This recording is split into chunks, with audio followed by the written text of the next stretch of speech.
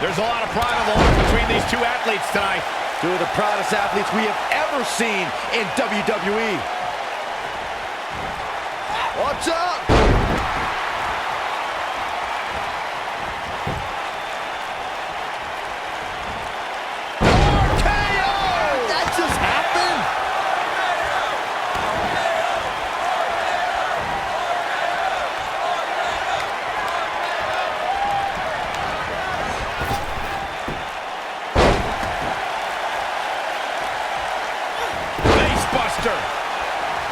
Oh, man!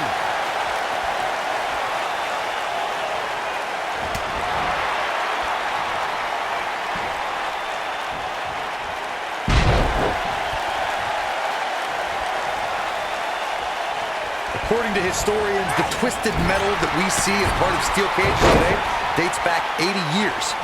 To settle a dispute between competitors Jack Bloomfield and Count Pietro Rossi, the two met inside a ring surrounded by chicken wire.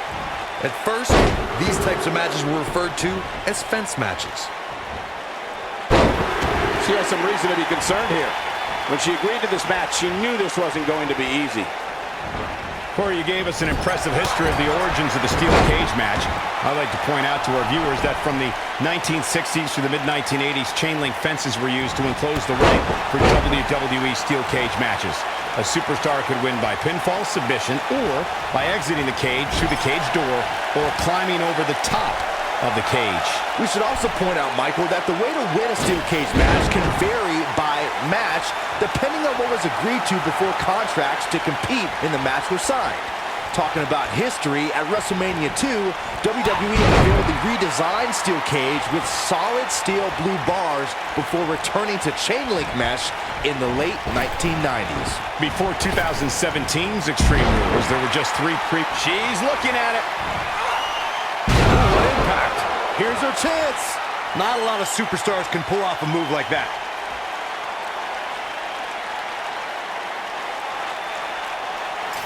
Byron, before 2017's Extreme Rules, there were just three previous tag team matches where championship gold was decided inside a steel cage in the history of WWE special events. The Hardy Boys were in two of those matches. At Extreme Rules, in order to win the match, both members of a team had to exit the cage and have both feet on the floor. The Hardys used their famous continuity to gain the early advantage until Cesaro and Sheamus utilized their devastating power to slow the pace of the match down. Both teams battled atop the steel cage, but in the end, Sheamus and Cesaro won the race to the arena floor to become new Raw Tag Team Champions. The rivalry between Ultimate Warrior and Ravishing Rick Rude began during the Super Pose Down at the 1989 Royal Rumble. Then it progressed to where both superstars battled over the Intercontinental Championship.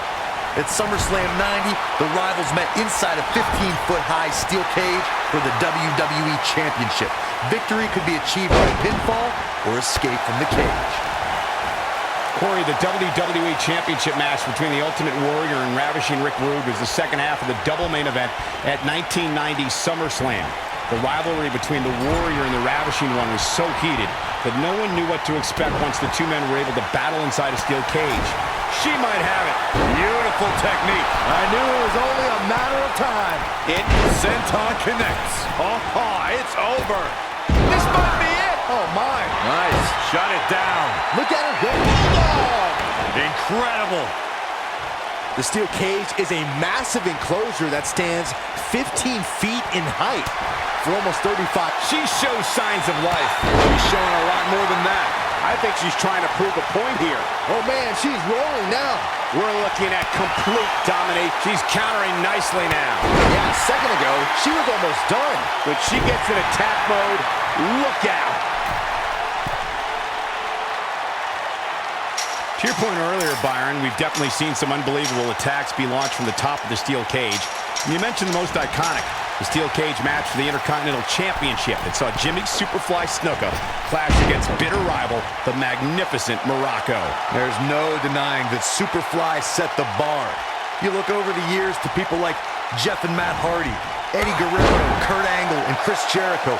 They continued to push the envelope and executed unbelievable attacks from the top of the... And now one more time. This one's over, guys. She goes for the quick pin. Oh, somehow She kicked out there, but I don't know how much more she can take.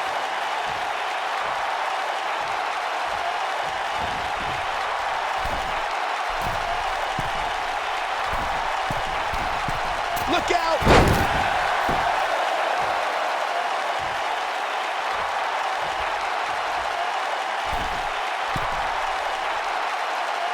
There's a certain feeling that comes over the combatants in a steel cage match once they hear the door close and see the official lock it.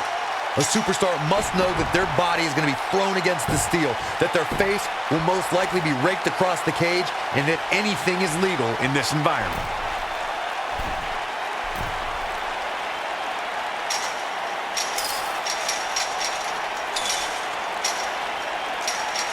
I want to take a moment to thank all of you for tuning in to one of the great... The steel cage match is over, and she'll never be the same. You spoke about this earlier, Corey. It's crucial for a WWE superstar to fully understand the gravity of the situation they're in when they battle inside a 15-foot high